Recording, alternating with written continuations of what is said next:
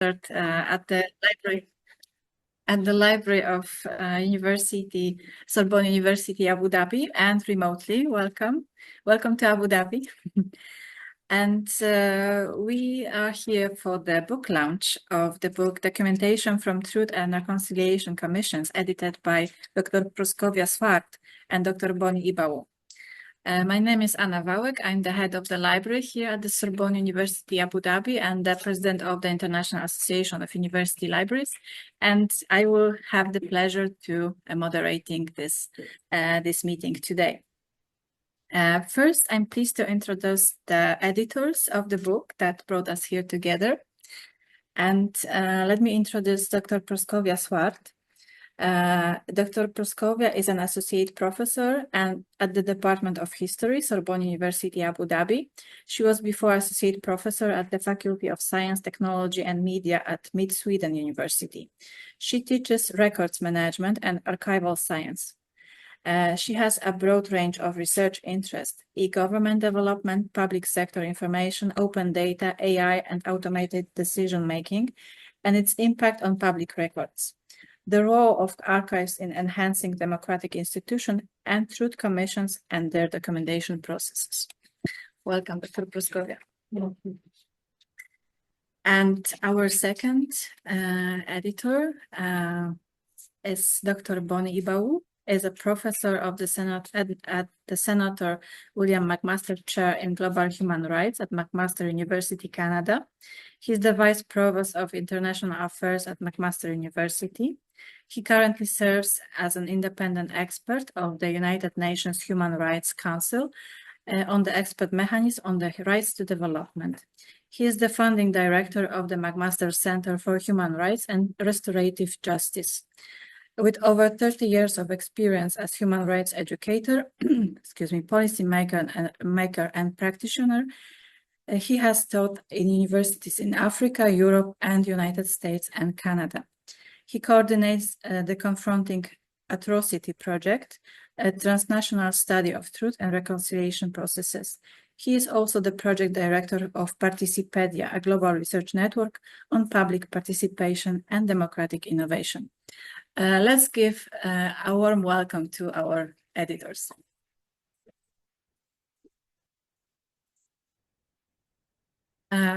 First of all, I would like to ask both of you, dear editors, what motivated you to publish this book? And first, I would like to ask Dr. Proscovia to answer, and maybe we should switch for you to be more next to the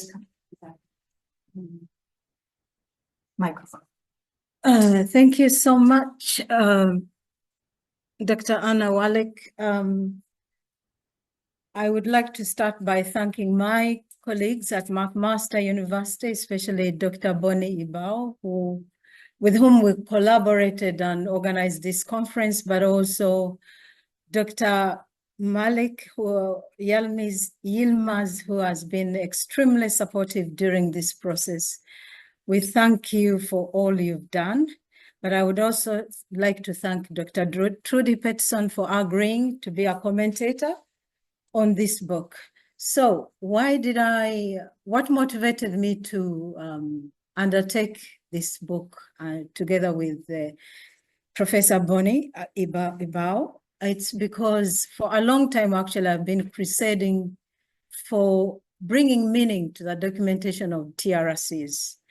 And I'm happy today that we have an expert who has done a lot of work with Dr. Trudy Peterson that focus actually on the management of the records that are generated by these truth commissions. So historically, truth commissions have a bad record of not bringing to use the documentation that they create. And so for a long time, I've been pinpointing. I have a couple of publications that are trying to highlight the problem. So what happens after a war and a truth commission is established to investigate the atrocities that have been committed against the civilian population? And so the international community is involved in these efforts, where money is, of course, raised and conditionalities are put on the new democratic government to try and bring order in the society. And after they've done all this and published a final report, the records that are generated constitute what belongs to the country as an archive. And so I argue that this archive should be effectively used, in order to inform the victims who contribute to this impartial historical record, in order to empower them to be able to interrogate, especially since the truth commissions make recommendations. So without these people being educated about the problems of impunity, what's the meaning if it's not going to lead to any social justice or improvements in the economic situation in these post-conflict societies? So those are some of the reasons briefly as to why I think that this is critical, because most of these truth commissions are sanctioned, with the help of the international community. But at the same time, they know that when they come in, there are no information management infrastructures. But at the same time, they gather the victims of wars to come and recount their trauma, right? So what is the meaning if it's not going to lead to anything meaningful other than telling stories? So I think we have, as researchers, an obligation, of course, to ensure that when we engage with these communities, that some of the research we do can at least inform policy, so there are changes that can be made. So briefly, that's one of the things that motivated me to undertake this project. Thank you so much. Thank you. Dr. Ibhawoh, could you please add something to what has been said by Dr. Svard? Well, thank you very much. And I also want to start by thanking my colleague, Dr. Proscovia Svard, for working with me on this project, and to Sorbonne University and McMaster University, Melike, and all others who've made this launch possible. So the motivation for me working on this project with Dr. Proscovia, it's similar to what she just outlined. We have a project at McMaster called the Confronting Atrocity Project, and it is a comparative study of Truth and Reconciliation Commissions in Latin America and Africa from a transitional justice perspective. So we are trying to understand the processes, but also the legacies for transitional justice. And this required us conducting archival research across 16 countries at the last count, trying to look at the archives of truth commissions and also trying to identify some of the common themes as they relate to transitional justice processes. But when we got to Africa, we found that archival research was particularly challenging. Liberia was a case in point. In the case of Liberia, the documents and the archives of the Truth Commission were not even in the country. They had been taken out of the country. Initially, no one knew where they were. We had to dig around and ask a lot of questions. In fact, Dr. Proscovia Svard was one of the people I reached out to say, where can we find these documents? It eventually became known that these archives were taken out of the country, and we're now in somewhere in the library, in the basement of a library of a university in the United States. So you had a tragic case of all these important documents, these stories, these archives. I wouldn't even call them archives at this point. They were just records of the Liberian Truth and Reconciliation Commission that were not in the country, but were in the US universities. We even had a meeting with Jerome Verdier, who was the chair of the Liberian Truth and Reconciliation Commission, in the desperate attempt to track down this record for our project. To no avail, we could not reach those records. So what we did was we went to Liberia and started interviewing those who participated in the Truth Commission all over again. Just because we couldn't get access to the archives, we started the process of re-interviewing. And that created all sorts of challenges for us, including traumatic re-traumatization and the traumatic incident that is documented in this book. And looking back, we wouldn't have had to conduct all those interviews in Liberia that ended up re-traumatizing many of the people we spoke to if we just had access to the archives, to the records they had already presented before the TRC. And so for me, this was an eye-opener. It kind of underscored the need for proper documentation of Truth and Reconciliation Commission records and processes. And I know Dr. Proscovia Svard has been working in this area for a long time.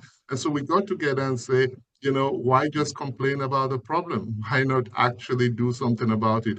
Why not document this? Why not work on a project that highlights the significance and importance of TRC documentation? So this is how I came to the project, born out of some frustration that I encountered in the course of a research. And so it's been a pleasure trying to bring together a group of scholars, many of whom know a lot more about archives and documentation than I do, to try and provide some kind of intellectual framework for this conversation.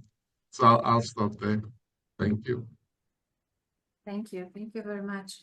So in accordance to what you already said, could you please tell us what do you think should be done to better manage the use of the TRC documentation?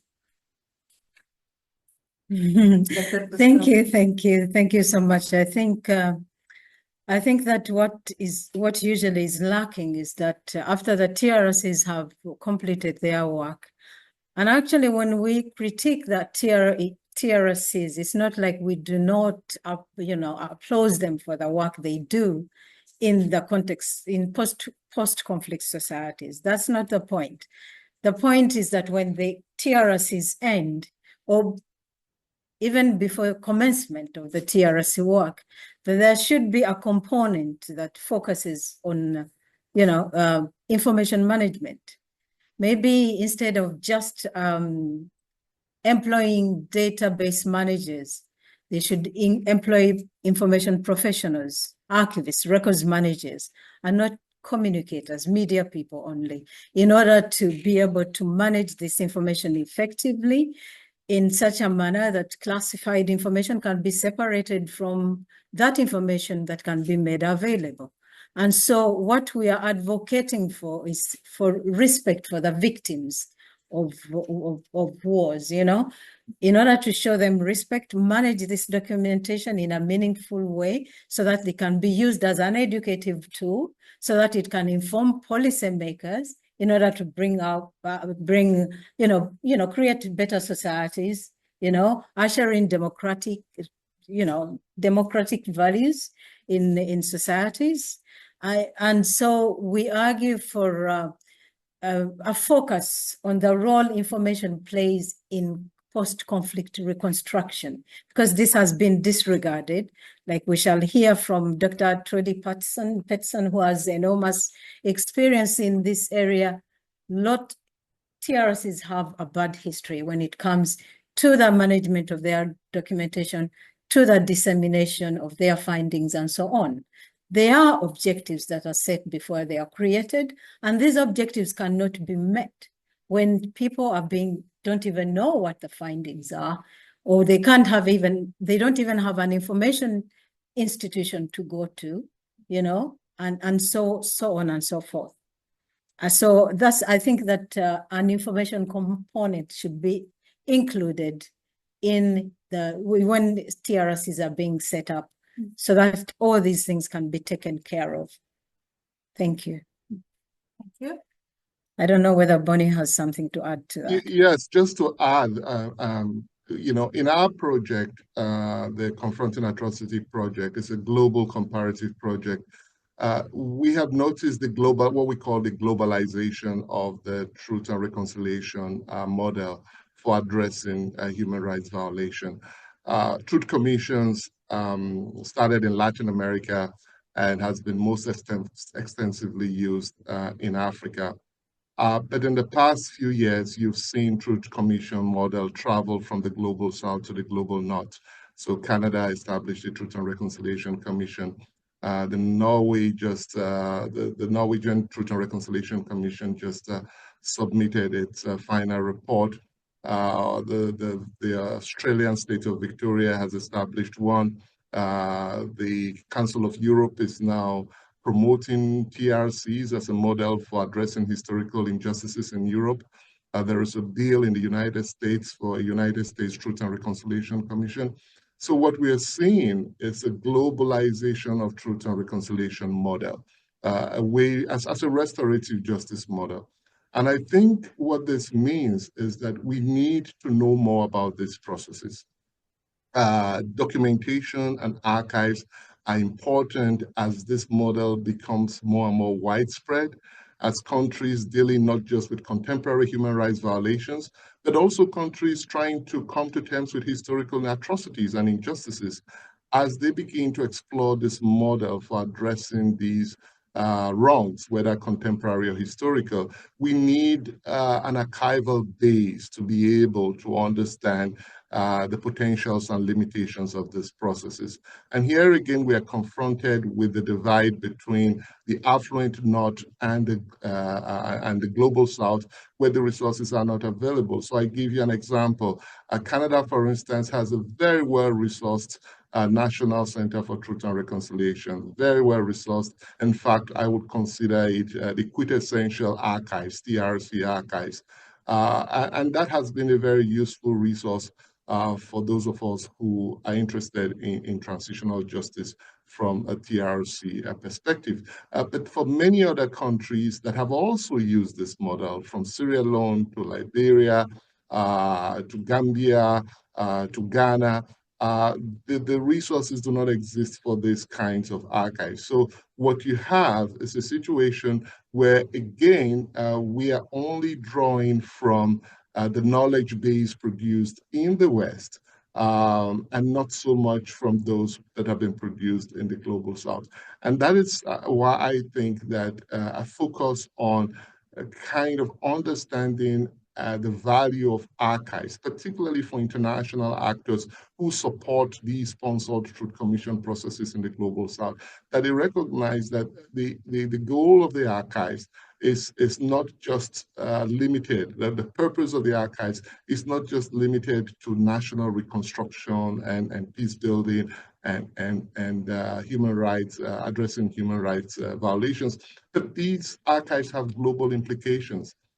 They provide a framework for global learning.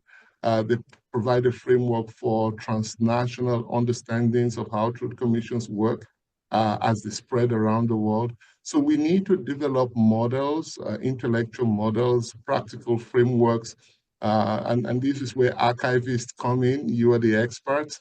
I would rely on you to do the documentation that we can then draw on for our research.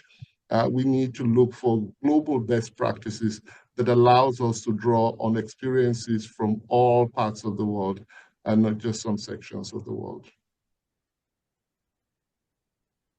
Thank you. Thank you very much for your answers.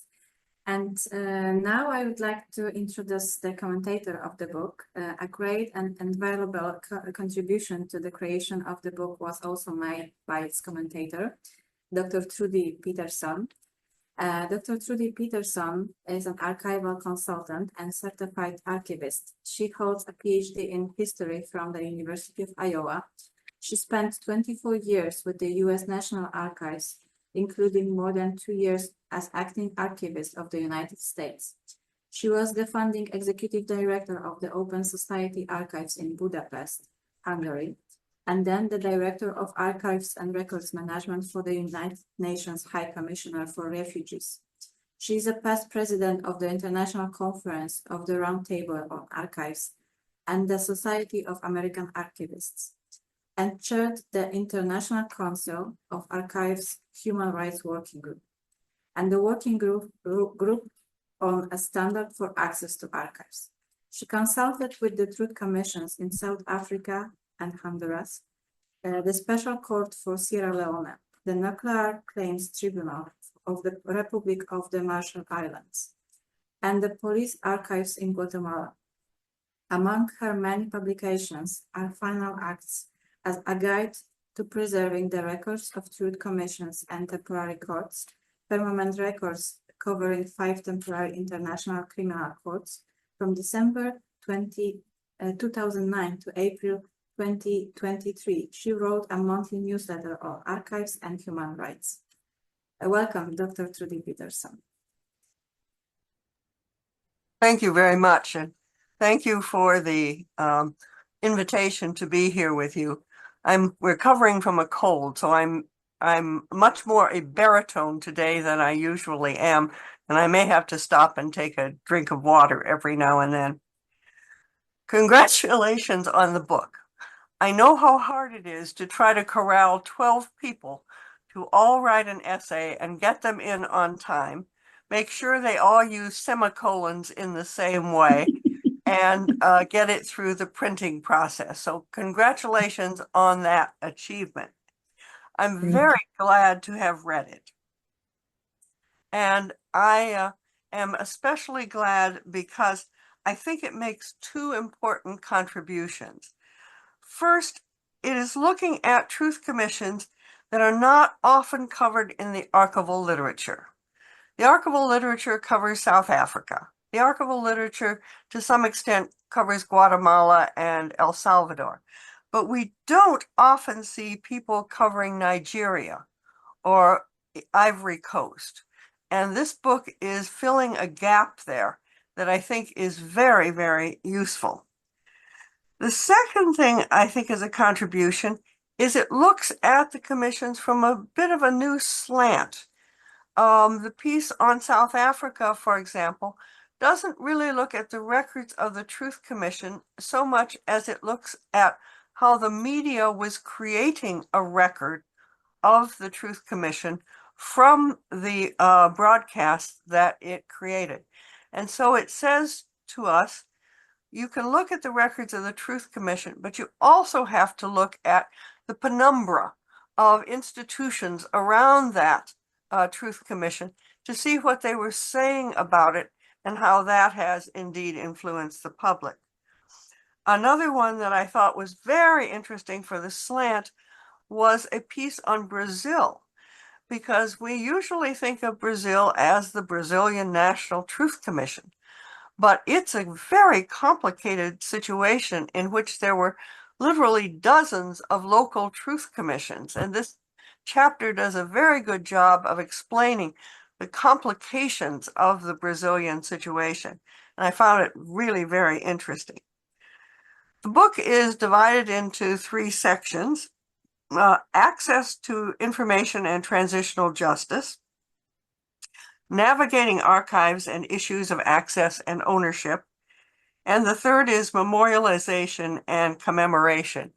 As I read it, I must admit, I thought all 3 kind of flew one into another, and I wasn't sure you needed the dividers, but that is the way it is set up. Now, I found especially interesting the issue of securitizing truth, which I'd never seen brought up anywhere. It's Dr. Coadio argues that states use truth commissions to address, and I'm going to quote, the security risk that unbridled truth-telling about an atrocity is for state security. I think that's a really important insight, and I don't think we've thought well enough about what that means, both during the period of the Truth Commission, which affects access to records, and afterwards, which also affects access to the records of the Truth Commissions. Now, you know, the Truth Commission is often viewed as a step to at least a less repressive regime, if not really democratic. But in, for example, Guatemala, which I know reasonably well, the Truth Commission was essentially a giveaway at the negotiation of the end of the Civil War. They said, basically, these people on the outside, they want it. These are NGOs, these arguments, we can give it to them, we can control it. and they did. And they basically prevented access to the records of the government for use by the commission. And it wasn't until some years later that the police archives were discovered, and of course had all kinds of information that the Truth Commission would have been very, very happy to have. But they didn't, and the government was able to control the access to the records as part of making sure that the Truth Commission didn't do anything that was going to upset the boundaries of the security of the country.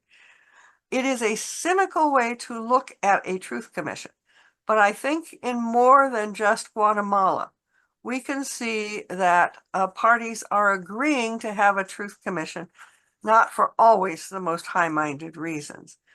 I really commend that article to everyone, because it makes you think about how Truth Commissions get set up. Other chapters take up ancillary topics from copyright, which I thought was an interesting stretch. It depends upon, of course, the nation and how copyright laws apply to archives, how much this is going to affect the records of a Truth Commission, which is a government Truth Commission. There was, of course, the one I've already mentioned on the access of the South Africa media to the records of the Truth Commissions. One issue I noted as reading is the use of the word classified. And those of you in archives will know that this word is a troublesome word in all kinds of discussions. Does it mean, as I hear it, national security, and means secret, top secret, confidential, whatever those big red stamps go on documents? Or does it mean sorted out, as in a classification system for documents? And if you mean the first, then I have trouble with the piece in the intro that says classified information needs to be properly managed, and information that is not classified should be put in the public domain for use. Well, no, if classified is national security, the privacy issues are all not national security. They are not classified, and therefore they cannot possibly be put in the public domain for use, even though they are not classified. If, however, you mean classified as sorted out, then it probably puts too much in the withheld material. But I just call your attention as you read, hear the use of the word classified, and hear what happens to it, depending upon how you read that statement. Now, access policies and problems. Of course, we know this is the issue. The crux issue is always the problem of access, and it's the twofold access. It's the access that the commission itself gets to government records, where the government just says, no, you can't see them. The South Africa Truth Commission had enormous negotiations to get any kind of police records. Guatemala never did, because the police told the Guatemala Truth Commission, we destroyed them. We're good people, we destroyed them. And of course, that was a lie. So getting access to the records by the commission itself is a problem. And then being able to retain them in the commission records is a problem. In some cases that I've heard of, the commission was able to use the records, was able to read them, but had to return them to the government agency from which they came when the task was finished. And so they didn't end up within the records of the commission itself. We are seeing, though, not only problems of access to government records, military and police primarily. That's really the crux of the problem here in government. It's not your Social Security. It's typically not even the foreign ministries. It really is, I think, the military and police where we have the trouble. But the other one that has come up now is in big civil society organizations. And the obvious candidate here for the problem is the Catholic Church, which has been a problem for the Truth Commission in Canada, has been a problem in Ireland, continues to be a problem in those countries for access to critical information about such things as baby and children's homes in Ireland. And we haven't figured out yet how to make sure that we can leverage the powers entrusted to a Truth Commission to get to civil society records that are critical to the work of the commission. And we just haven't figured this out, but it is definitely a problem that we're going to have to confront. Now, access regimes for the Truth Commission records after the commission is finished ranges from no access at all for anyone, through access by the government for official business, to access by the public in accordance with access laws. Now, some commissions work very publicly, others did not. Some commissions name names, others did not. But in all cases, the commission acquires information highly important to living persons, victims, heirs, alleged perpetrators, lawyers, journalists, scholars.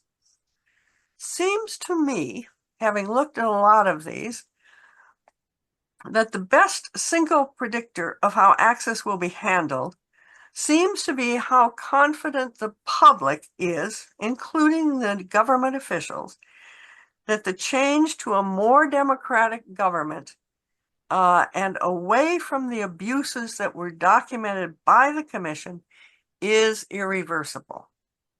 South Africa said it's not going back to apartheid. East Germany thought it was not going to have another dictatorship of the SED. South Korea said, we're not going to have another military dictatorship. And in all those cases, they were able to figure out a way to start making available the records of the Truth Commissions. Not perfect in any of those cases, but still steps in the right direction. In the other end of the example, where democracy is manifestly insecure, the Haitian Truth Commission, El Salvador and Guatemala, both those sets of records are in the UN archives in New York, with frankly no access by the people in the country. Both of those countries have had all kinds of political issues ever since the Truth Commissions were completed more than 20 years ago. So we can see, I think, that what the public and the government believe is going to happen affects what access the Truth Commission actual records have for the general public. Now, I want to raise an issue that I think is a place where research is really needed.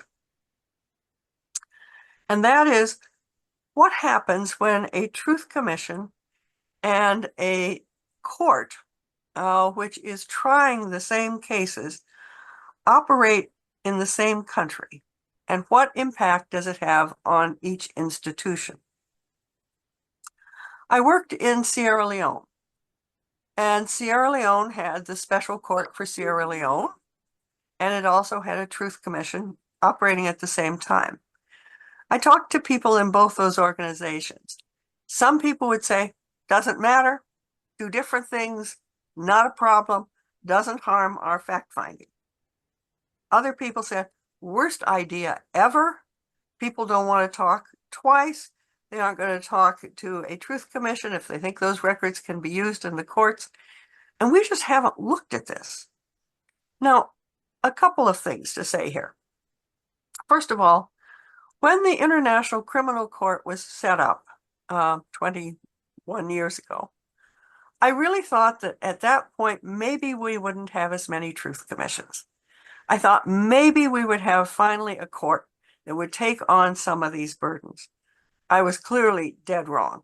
This has nothing to do with whether or not a truth commission is created. So we continue to have them created more and more and more. But what we are seeing now is, unlike Sierra Leone, where the two courts were operating in the same country, or the court and the commission were operating in the same country, we have the court now operating in The Hague and a truth commission operating in the local country. And what impact this is having, I haven't any idea. It would be a really good research question, I think, for someone to take up. That leads me to the another point I'd like to make. The courts and the commissions are two parts of what is usually known as the four legs of transitional justice. The holding accountable in the courts, telling the truth in the commissions, reforming government structures would be the third, and then reparations, which often ends up with a commission-like practice as well. But the courts have very important records and are very much vulnerable. And let me talk about these temporary international criminal courts right now and what is going on with their records. Because like the commissions, those courts, while it may say the Sierra Leone court, it prosecuted and convicted the president of Liberia. And the impact of the court spilled over into neighboring countries, into Guinea, into places where the people had fled. Same thing is true if you look at the Bosnia court and the Bosnia Truth Commissions, which all interact across about 5 countries in the Balkans. If you look at, let me just go through them, you have the court from former Yugoslavia, you have the court of Rwanda, you have the special court in Sierra Leone, you have the extraordinary chambers in the courts of Cambodia, you have the special tribunal for Lebanon, and you have now the special chambers on Kosovo.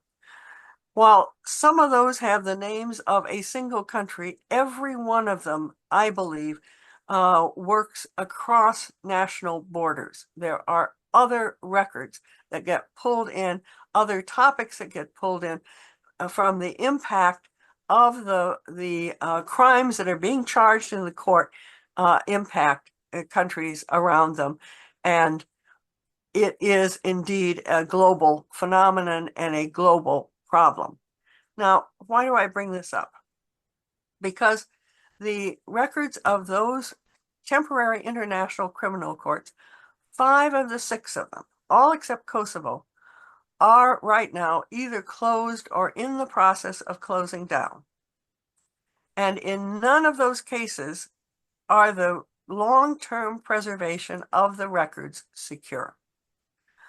In the court in Yugoslavia, the records are in The Hague in custody of the residual mechanism, as it's called, of that court. A building was built in Tanzania to hold the records of the Rwanda court. The Sierra Leone court is in The Hague. There was a promise at the time the records were taken there that they would be all available in 50 years, but there is no funding that undergirds these courts. There is no promise that there will be professional staff to handle them. And so what we're looking at in all these cases is not only insecurity of the long-term preservation of the courts, but we also have the problem that access to the court records is very difficult and varies depending on the court. And in the long term, I think this is unsustainable. So just last week in Geneva at the Human Rights Council's annual meeting, we had a side event that was sponsored by the International Council on Archives and Swiss Peace to talk about this problem. of trying to preserve the records of the temporary international criminal courts and some stable access to them all.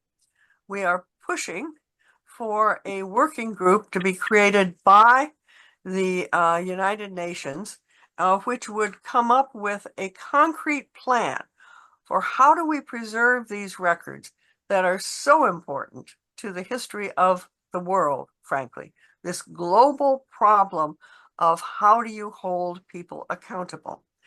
And so I tell you that if any of you have good access to people in your foreign ministries, which will have to be part of this discussion in the UN, please, we need to make sure that we get a voice in the international councils for preserving these records, which right along with Truth Commission records begin to tell us the history of the world that we found as we entered the 21st century.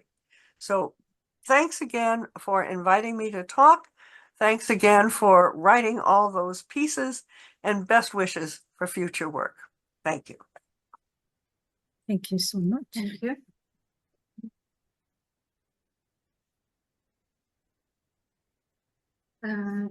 Now I would like to give the voice to some of the chapter contributors to briefly comment on their work.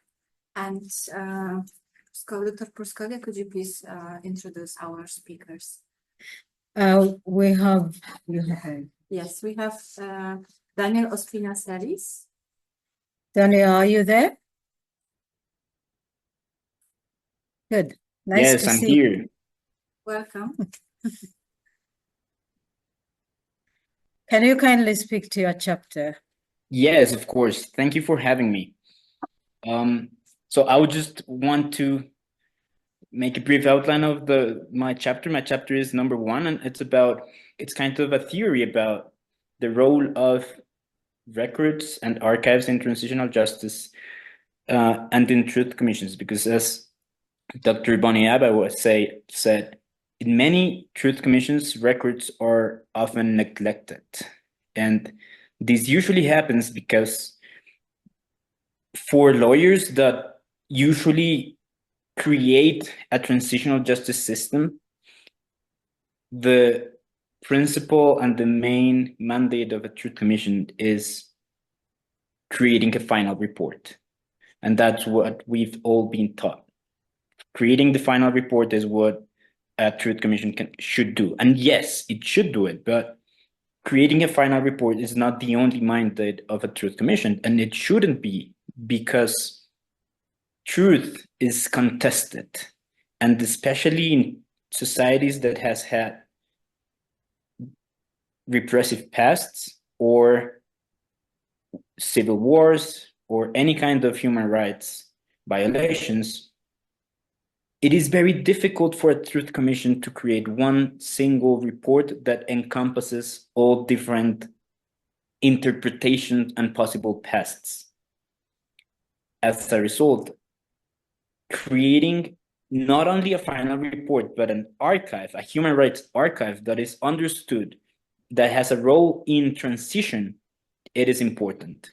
And this step of understanding records as a different mandate within the truth commissions, I think it will allow for the future not to be as what we've seen in different truth commissions, where records are neglected.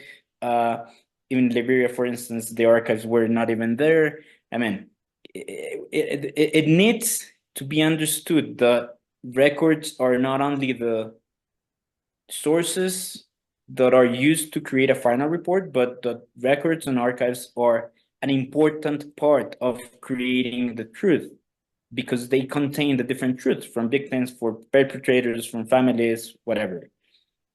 Incredibly, and this is what my piece analyzes, the Colombian case, the Truth Commission in Colombia, kind of is aware of this and creates a very novel approach to archival issues. And it's something that it's not seen before. And in the Colombian case, for instance, the president of the Truth Commission, President Deru, he appointed himself as head of the archival issues. And this is, that the president of the Truth Commission appointed himself head of the archival issues and decided to set up himself with experts, with archivists, with historians, and with experts on dealing with records, shows that we are transitioning to a new understanding of the different mandates that a Truth Commission can have.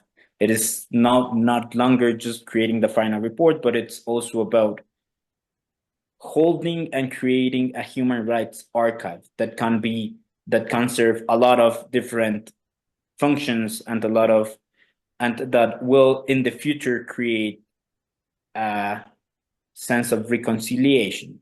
So that is what my piece is about, and it explores like the theories behind why and how Truth Commissions are created, why it's important to broaden this understanding of Truth Commissions, and then the piece analyzes in depth the Colombian case and how the Colombian case is kind of transitioning into a new, more encompassing mandate of Truth Commissions.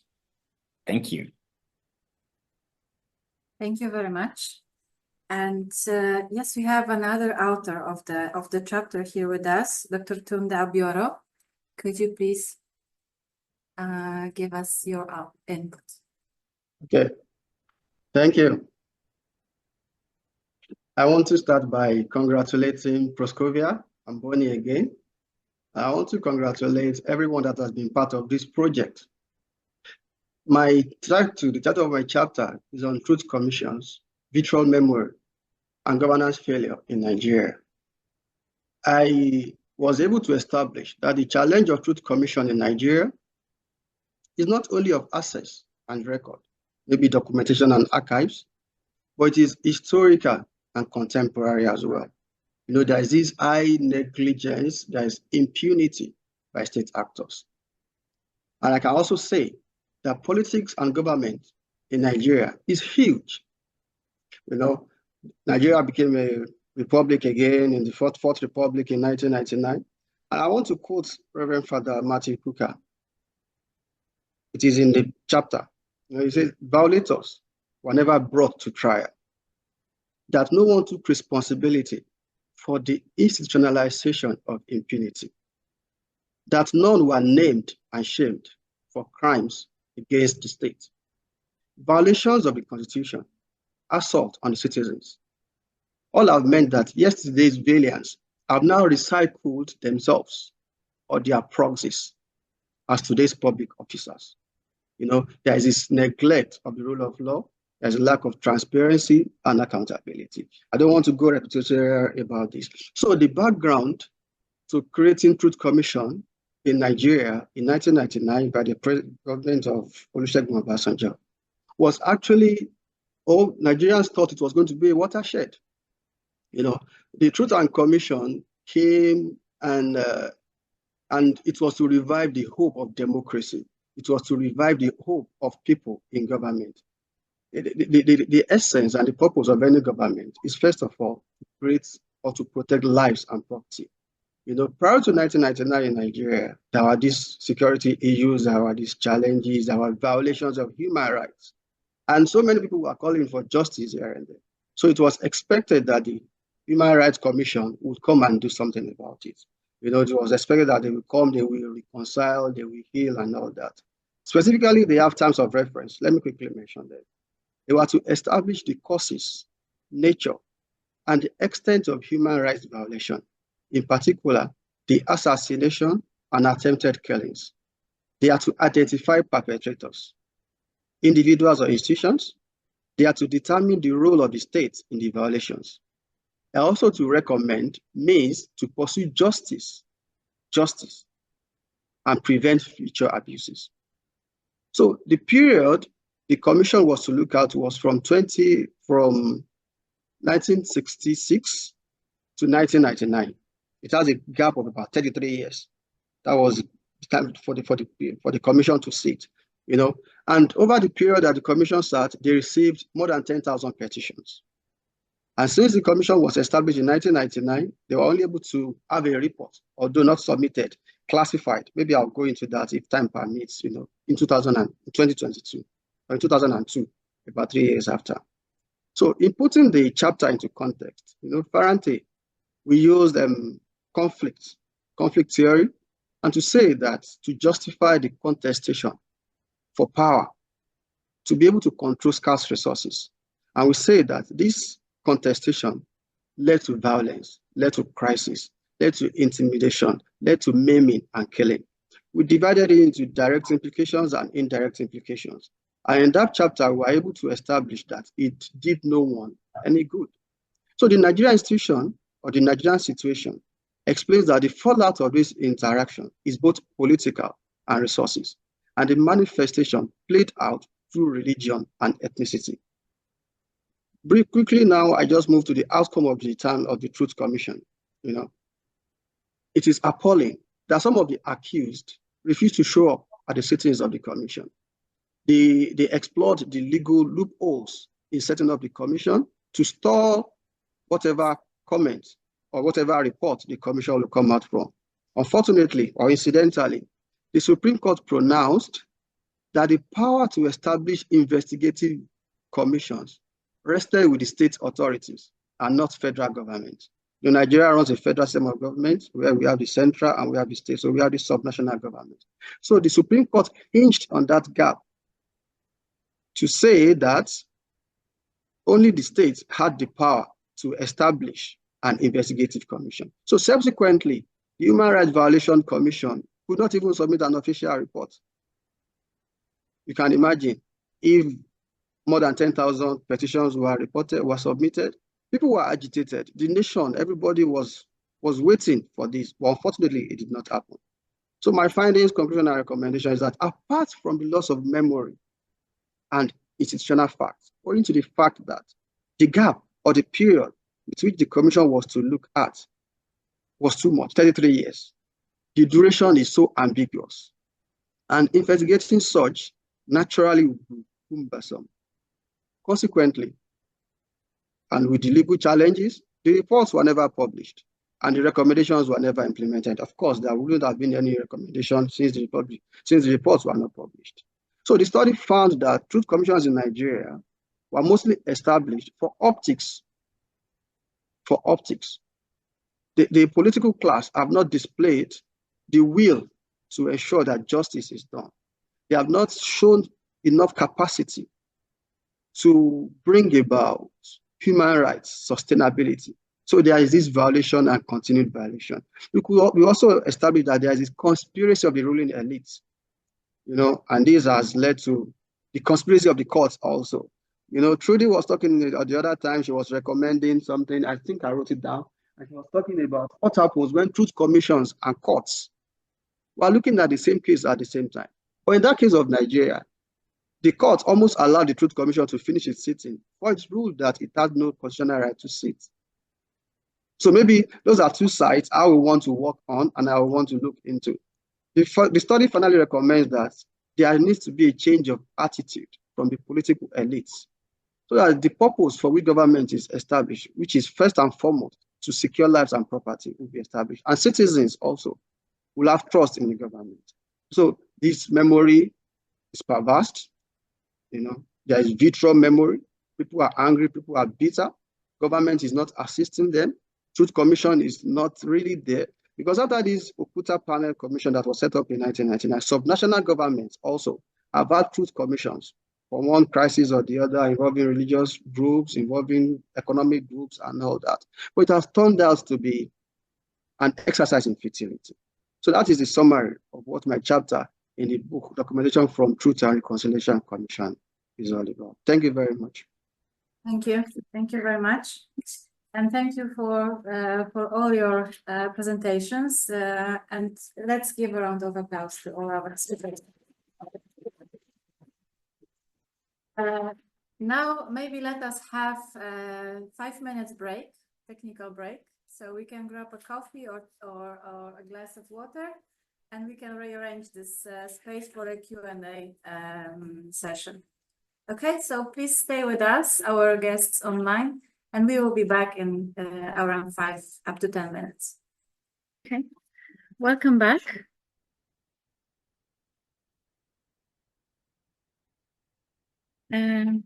So because Dr. Bonny has to leave us At some point. Maybe we can start with some questions from the audience.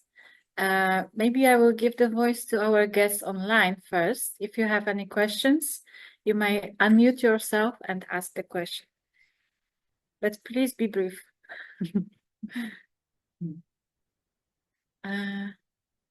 Any questions? I saw a hand somewhere, but I don't know. Please raise your hand if you want to ask a question. Yes. Okay. If you are too shy to to ask, okay. We have Betha. Okay. Betha. Yes, please unmute yourself. Betha, please go ahead. Yeah, good afternoon from this end, and I would like to thank you for the invite in this book launch, and congratulate Prof. Proscovia and the team, all those who contributed chapters. I invited one of my colleagues. I know she wants to ask a very pertinent question at this moment. But I just wanted to congratulate the author of this book.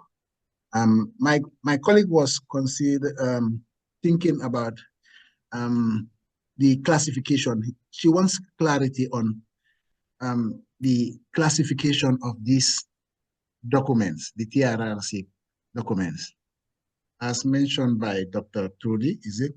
And whether classification means the restriction or classification means to categorize these records.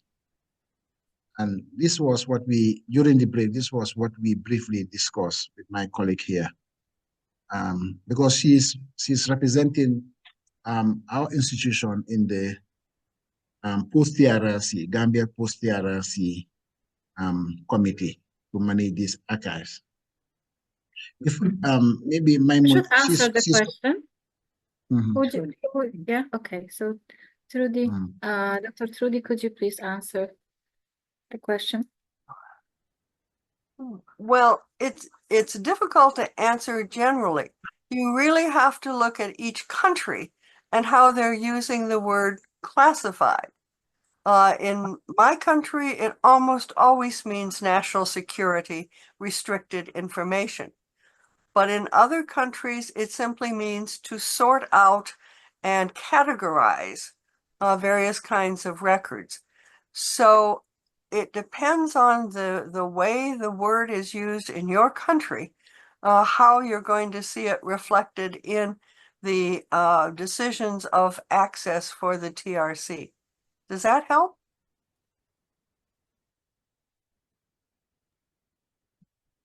But are you Yes, thank you. For me, it's clear. I don't know whether my colleague Maimuna will want to add a follow-up question. Okay, thank you. Any other question from the audience or online? So we have a question over there. yes. I wish Maimuna there. Please go ahead. Hi, thank you so much for your time and all of the labor that has gone into such producing such work.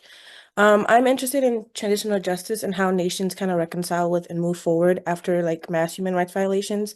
One of the chapter contributors mentioned the overly ambitious goal of investigating violations over a 33-year period, and it made me think about Truth Commission mandates as a whole, specifically their ideas of what counts as human rights violations and how that kind of informs their investigation. Specifically thinking about the South African case, which was mentioned during this call, the TRC was established to investigate violations from the Sharpeville massacre in the 60s. Meanwhile, apartheid was established in the late 40s and featured all types of structural human rights violations. So I guess my question is kind of tangential to kind of your topic, but do you think that these limitations kind of affect the overall reconciliation process? And what, in your opinion, can be done to ensure a more comprehensive understanding of the violations that need to be addressed? Oh, I'll handle that to Bonny, I think. Yeah, I'll be happy. Thank you very much for that question. It's an important one. And I agree with you. Most truth commissions are time-bound. By their very definition, truth commissions are designed to address either historical injustices or human rights violations within a particular period. And this often means compromises. So in the context of transitional justice, which is the space in which I work, truth commissions are a subset of transitional justice mechanisms. And as the term goes, the emphasis is on transitional justice. And the goal really is to address those aspects of systemic human rights violations, or in some cases, historical injustices that can facilitate the transition from conflict or authoritarian rule towards relative peace and stability. So there is a process of cherry picking what to focus on. So transitional justice does not aim to address all the systemic injustices in the society. Those are issues that typically would take a very long time and traditional processes to address. However, in the many contexts where truth commissions are deployed as part of transitional justice processes, there is a tendency for sponsoring governments and other stakeholders to cherry pick what aspects of human rights violations they would like the truth commissions to focus on. And this is born out of the sense that transitional society can't address all the systemic issues within those societies.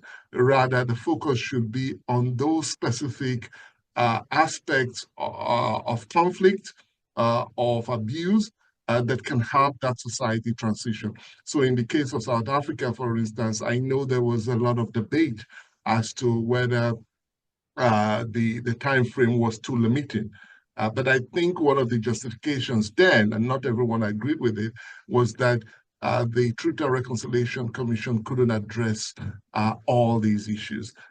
Given that it was time-bound and there was a need to transition South Africa at that particular moment from an apartheid order to a democratic order, some very concrete parameters had to be set on what the truth commissions could reasonably do within a time frame. Now, I have to admit, not everyone agreed with that, but if we look at how truth commissions have worked from Latin America across Africa, and now as they have traveled to the global north, you see the same kind of temporal limits being placed on the work of truth commissions. In the case of the Canadian Truth and Reconciliation Commission, for instance, the mandate is even narrower. The mandate was to look at the residential school system and the abuse of us by children within the residential school system within a very specific time period. And even at that, it could not name names. It could not subpoena witnesses. It could not name names. So it was a much narrower mandate that you would even see with many truth commissions. But the argument was made at the time that it had to be specific to be effective. And there were many constituencies in Canada that felt that the mandate should have been broader, that the injustices against Indigenous people deserved a more holistic approach to truth and reconciliation. But then at the end of the day, like all truth commissions, they are often products of compromises. They are negotiated, and that is what it is. So it's a valid criticism of Truth Commission, but I would argue that these the temporal limits of the work of Truth Commissions are informed by the exigencies of transitional societies and the realities of what they can handle at any particular time. Let me say I agree entirely with what you just said. Let me point out the Liberia Commission. Proscovia knows it as I do. And that is they tried to look a bit at economic issues and had a great deal of difficulty with that, given the complexity of violations in the economy that affect everyone. And now Liberia is trying to set up, or what they believe they will set up, is an economic crimes court, which has, you know, a very difficult kind of mandate to go forward, and is complicated, of course, by the records being in the United States for the Truth Commission, which investigated a bit of that. But there is a case where it's really clear that a Truth Commission was looking at a big issue, couldn't deal with it, and now you're starting to see another, essentially a transitional justice mechanism, an economic crimes court, start to take it up. Thank you very much. Any questions from our audience here in the room? Yes. Yes. I think, let me just, before, sorry, I just wanted to follow up on Dr. Peterson's comment on Liberia. And I'm just thinking, imagine they are trying to now conceive something new. The economic, what did she say? Economic crime. Economic crimes court. And I mean, I think that the point of departure could have been the repatriation of the archive itself that is in the US. And I'm just wondering, you as a person of influence that actually maybe has access to some of these organs where decisions are being made, I'm just wondering what your position is on that. Because I remember when I was in Liberia, the Human Rights Commission itself didn't even know where the archive was. And actually it was by accident. I was, I think in, New York somewhere attending a conference when a librarian, after having seen my presentation, came forward and told me, I know where the Liberian TRC archives are. And that's really, Liberia made history by being the first country ever to surrender all its TRC documentation to a foreign state. So I'm just wondering, as people of influence, you work within the ICA, what can we do to change this status quo? Thank you. Well, I think it's negotiation with the government of Liberia to get the materials back, and it will obviously be a negotiation with Georgia Tech University, which is where they're held, probably facilitated by US diplomats. But yes, I think the records will go back. I just don't think there's any question. The issue would be, is there a good, safe place to keep them so they are not in any way destroyed? And that's a question. I have no idea what the answer is, but I agree with you. They should go back, and I'm quite certain they will. But I really feel that there is, we have technology to make a digital copy of these archives, and it's just a matter of interest, really, being genuinely engaged in a way that can promote, post-conflict reconstruction. I really believe that the money is there, but, I don't know what happens when politics plays in. Thank you. Well, I see the comment, is it wise to return them to an unstable country? And the answer is, of course, no. To go back to my court's question, I mean, this is one of the things that you ask, do you want a duplicate copy being held somewhere else, such that if in the country the records are indeed destroyed, that you do have a copy somewhere else? This becomes a really complicated question, not only from the cost of making the copy, but then who makes the decision on what records can be made available and which cannot. I've seen proposals, in fact, fairly recently, on an international commission. And as you may know, there are about a dozen of these international investigatory commissions going on. International Investigatory Commission on Syria, one on Iraq, one, I think, on Palestine, but there are about a dozen of them. And so then the question becomes, well, after the investigatory commission, typically set up by the UN, finishes its work, do the records stay in the UN or do they go to the country?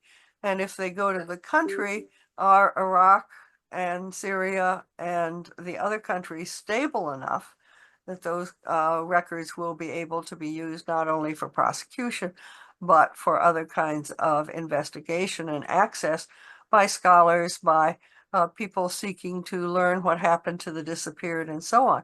And it's an open question. It is one that the UN has to face right now with a dozen of these commissions out there. And the same question then starts to hold true for things like the Guatemala Truth Commission records, which are in the UN New York, or El Salvador. Guatemala right now has a new president whom I think very highly of, but it's still an enormously unstable country. And what happens to the records if they go back? You worry, you have to worry.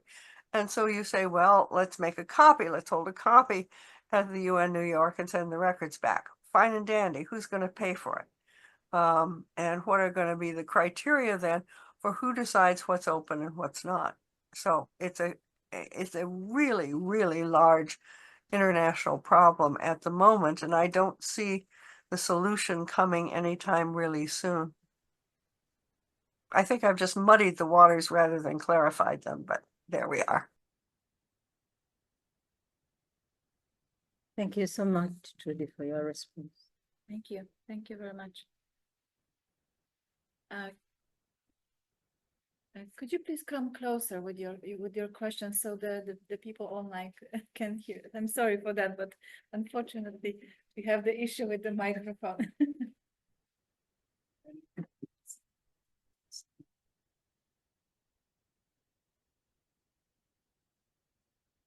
So thank you so much, Proscovia and the presenters for the information. My concern is, you talked about the aspect of, TRCs having an information management component. And I'm wondering, do we have, there are so many countries that have established TRCs. Do we have a country that has had such a component where other countries can draw lessons from? So that's number one. Then number two, there is also, or we know that a lot of these TRCs are established for short periods of time. Their mandates normally come to an end, such that their records are normally, inherited by other institutions.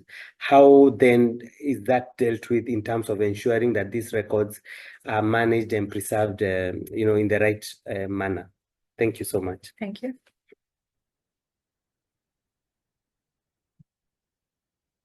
Trudy, do you want to go? Well, I'll tell you a sad story instead of a good story. I was asked to work with the Truth Commission in Honduras. And so I did. I spent a lot of time in Honduras, tried to help them get a system set up for managing the records, understanding what they had, tried to push them to decide what was going to happen when they closed. And at the end, they closed very hastily. The records went with the executive director of the commission, and I have for years tried to find out what happened to them all. So I tried hard to be that person getting a good records program in place, and I failed. I got the records program in place while they were operating, but it didn't make a difference in the long run. It's sad to say. Thank you so much, Trudy. So maybe I should just add to your comment, Trudy, by saying that usually, as far as the few African Truth Commissions that I've investigated are concerned, the information management component is lacking.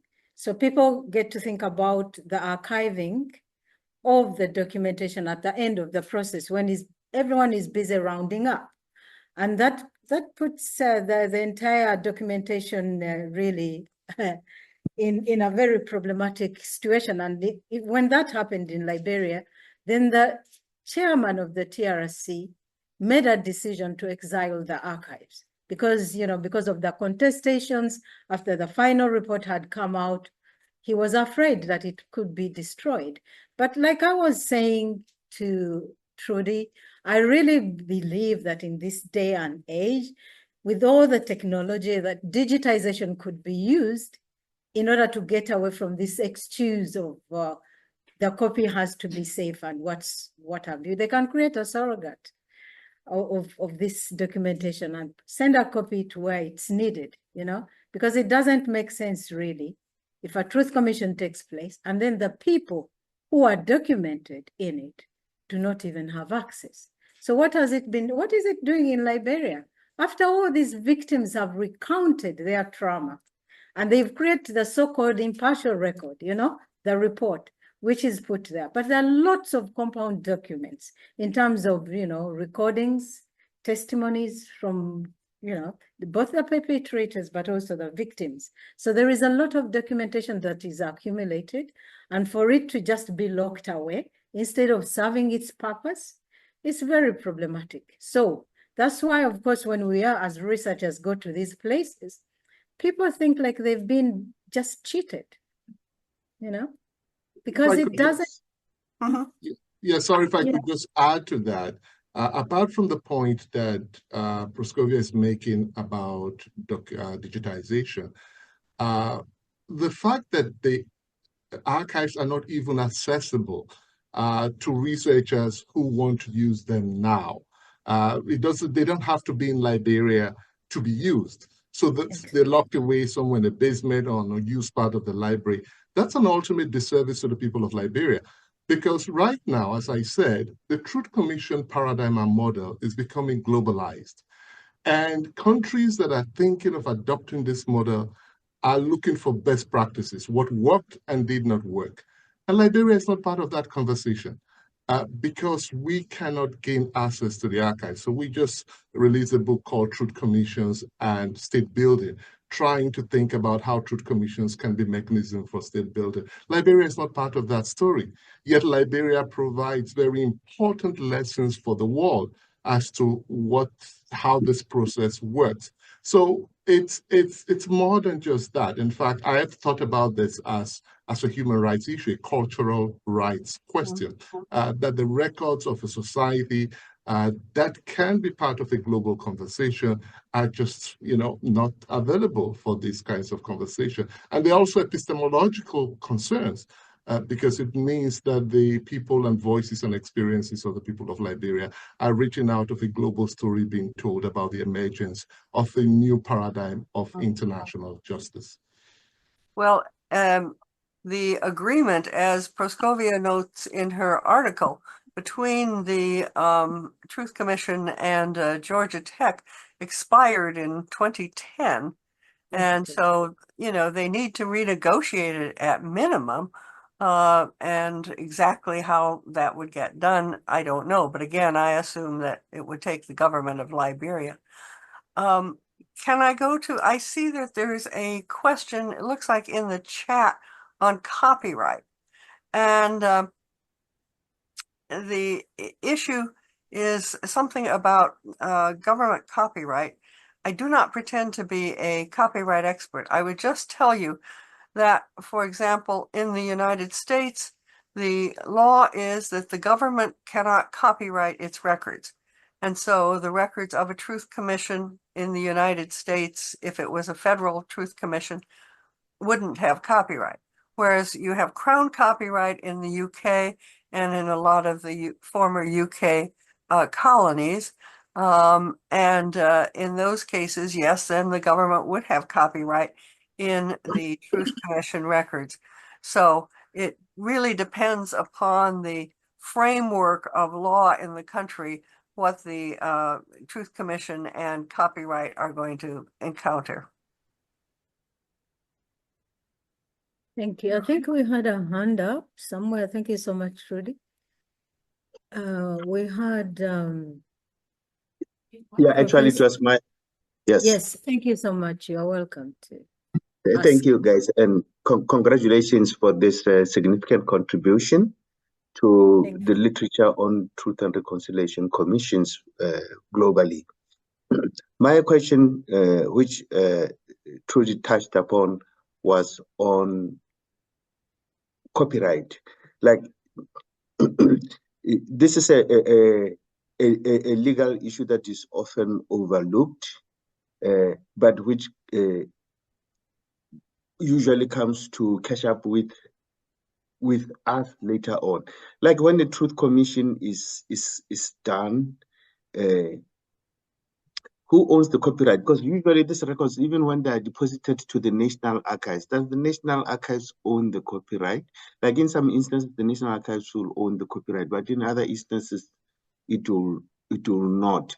If the Truth Commission, for instance, is initiated by so many parties, as you would know, sometimes the UN is involved and many other parties, is that space always clarified or not? Thank you. Trudy, do you want to take that on, please?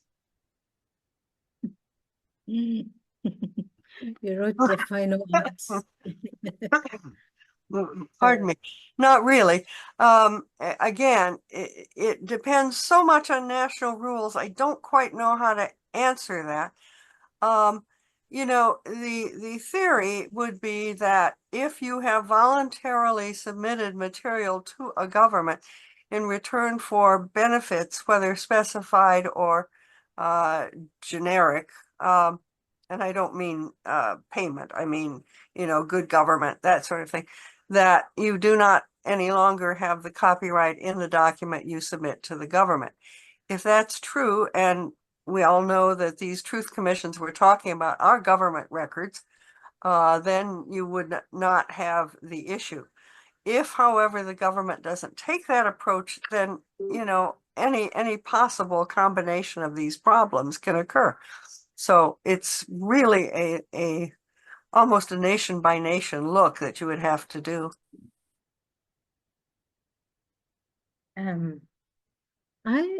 I actually think that I've never even thought about it as I've gone on with my research on truth commissions, copyright issues. I've always considered whatever information is The public information. yeah, I look upon it as public information. So I've never even considered copyright issues.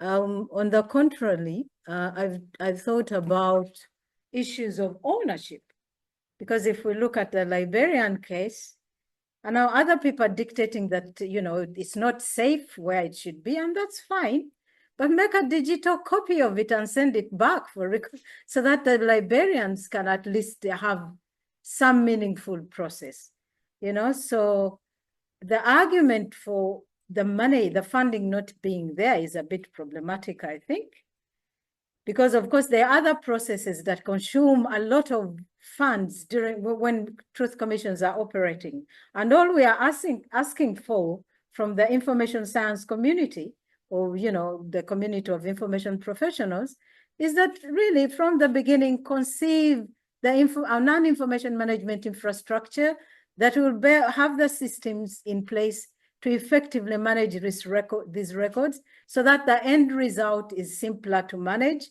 and that, of course, that process will lead to an effective use of the information itself. And we won't be having, you know, archives that are exiled because there is trouble. But otherwise we shall have a process we shall instead have a process that has been well planned and will facilitate access to this information and this meaningful use. And that's all we are trying to argue for. That's why I engage in this research, in honor of the victims, in honor of all those people that come forward and retell their trauma, you know. And I think it's high time that the international community did something, because leaving it to the warlords that usually negotiate, you know, a way out of, you know, a way out of the atrocities that they've committed against the civilian population is hurtful. Mm-hmm. Thank you. Any other questions from the audience here in the room? Don't be shy. Could you please come here? The opportunity to sit in the perfect place.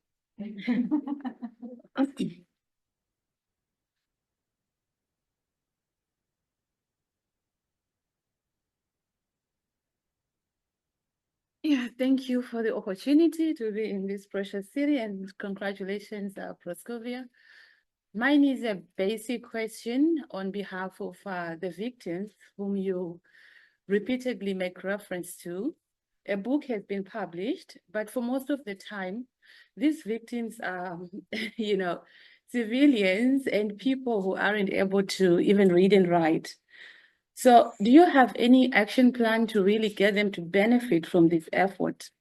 Yes, as academics, as members of the learned community, we now have the privilege to go through your book, but what about the actual people who got to be interviewed, who suffered the injustices you keep talking about? Thank you.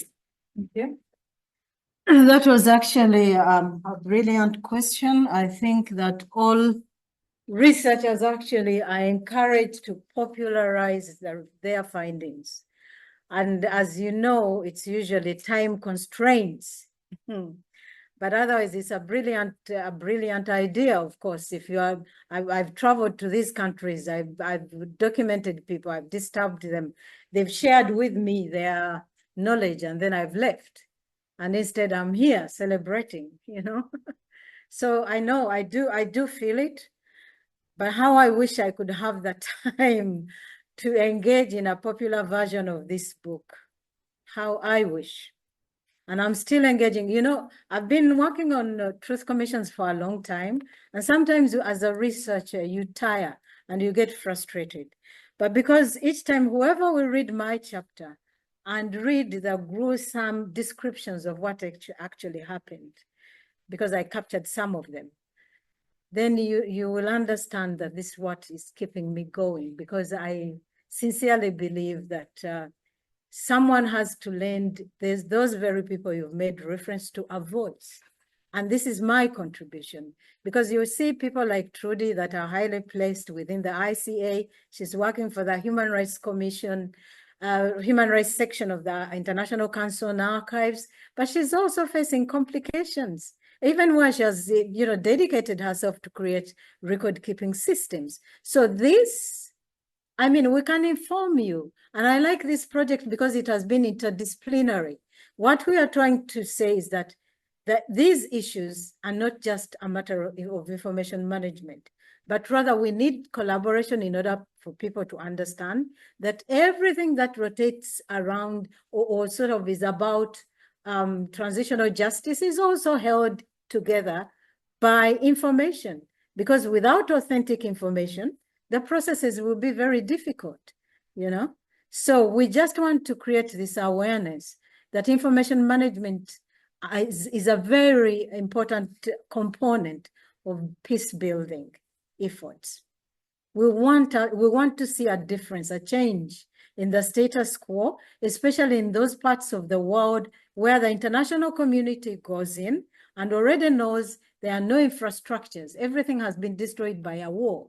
So how do you now, I mean, I've been to places where in Sierra Leone, the TRC records were left in a dump room, you know, in boxes. I saw them with my eyes. But how can that be? How would a victim feel? It took years before they got funding to get them digitized, okay? In Liberia, I was there prior to their process and shared my experiences from the Sierra Leonean process or research. It didn't help. At the end of the day, there were, you know, controversies around the final report, and the chairman had to exile himself. The TRC was exiled, and even up to now, the people who are in power are not interested in the archive because it implicates them. So let it stay in the basement in the US. So it's supposed to be there for the victims. It's a very complex situation. But I do appreciate, sure, your question, forget. Do you have anything to add, Trudy? No? So, I think that's left. We have about 13 minutes left. Any additional questions? Yes, yes, please.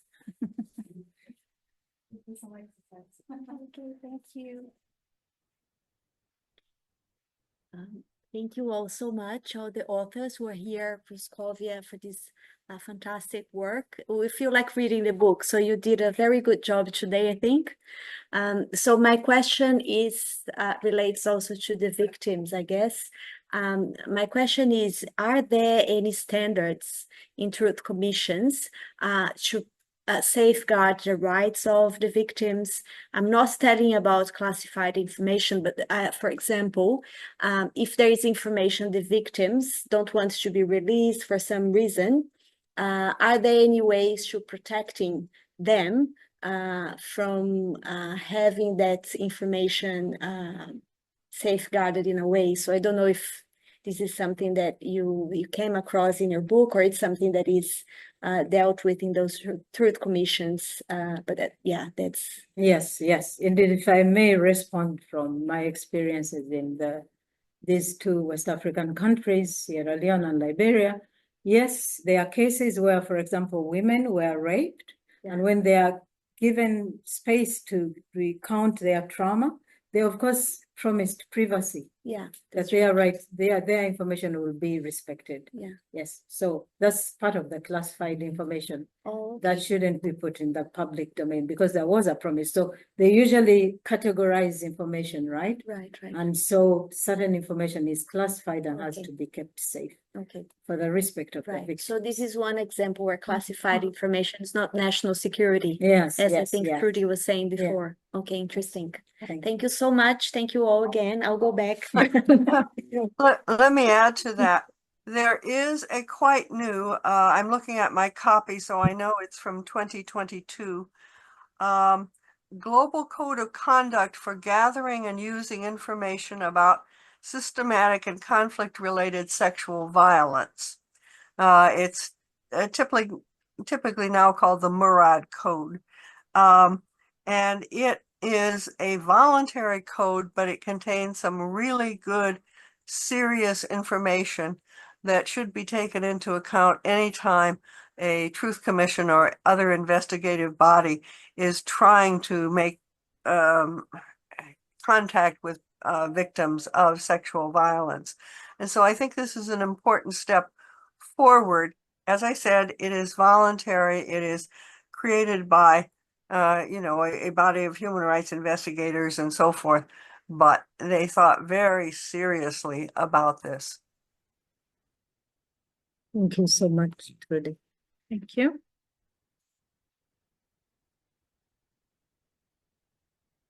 Any additional questions from the audience online? No, so maybe I will ask Dr. Proscovia for the final remarks. Wow. We had a very nice discussion. Some very interesting prepared questions. So maybe you can summarize this. So I would like to start off by thanking you so much for having accepted to be the moderator of this book launch. But I'm also very grateful to my colleagues at McMaster University, Professor Bonny, Ibhawoh, and Dr.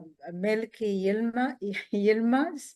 I'm very grateful. I also see some of the people in the audience, like Dr. Cyril Obi of the Social Science Research Council in New York. I thank you so much for your support. I thank the chapter contributors for having committed your time to make this project a success.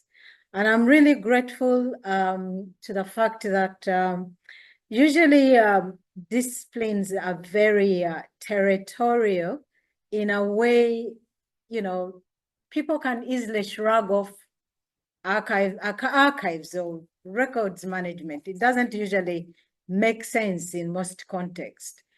But I think the Truth and Reconciliation Commission documentation demonstrates the core of the record, because we can't hold people accountable without the excavation of the truth. And truth commissions are usually created in order to kill political speculations, but also to give the victims and the perpetrators space to recount their experiences. These atrocities that are committed against them. And so all I'm praying for is that the status quo can change so that the international community, who are the moral guarantors of these processes, can consider this African perspective, because I know Trudy has experience from South America and all over the place, but we have a problem as far as the African TRCs are concerned, because they are usually implemented at a time when people are in dire need of help, of shelter. Raped women are in need of psychologists, and then a truth commission comes in, collects them to, cause them to recount their trauma, documents them, and then at the end of the day, the entire process doesn't have any trickle-down effect on the status quo. In other words, they continue with their suffering, but they offered, some of them even traditionally are not supposed to be opening up wounds, but they do. So we just want to encourage a meaningful process that will at least soothe, the wounds that are hurting. Because people, even I was in Liberia a couple of years ago, but the bitterness among the people about this process that never led to anything. And I argue, I'm not against the process, but I want it to be meaningful. Instead of promising people reparations, do community reparations, build them a clinic, because these are instruments that consume a lot of money, Give them a meaningful process so that when they come and tell their stories, they feel like we have a psychologist to meet. Or if you've done the process, construct an information management system or an information institution so that the researchers in these countries can study their own problems. And this is all I wish for. And I will continue crusading, because right now, Batha, the Gambian National Archivist, I'm looking at the Gambia, and it's not a pleasant story either. So with that said, I thank each and everyone that has participated and seen this as a serious event. And really, I'm very grateful that you've all been here to support and to have this intellectual exchange. And yes, with that said, I think. Thank you. Thank you very much to all of our speakers, to all our guests here in the library and online. And I would like to thank Trudy for having taken her time. I know how busy you are. I'm really grateful that you've been with us and shared with us your enormous knowledge. I know that you've done a lot of work as far as, efforts to at least manage these records are concerned, and the final acts. So we want to be able to create an African institution with TRC records. We don't want to be trekking to the US. And that's what the International Council on Archives, the Human Rights section, to work on. They are digitization processes. And I hope that you'll take that with you to whichever UN organs you meet. And yes, thank you so much. Thank you. Thank you very much, and have a great evening, afternoon, and the rest of the day.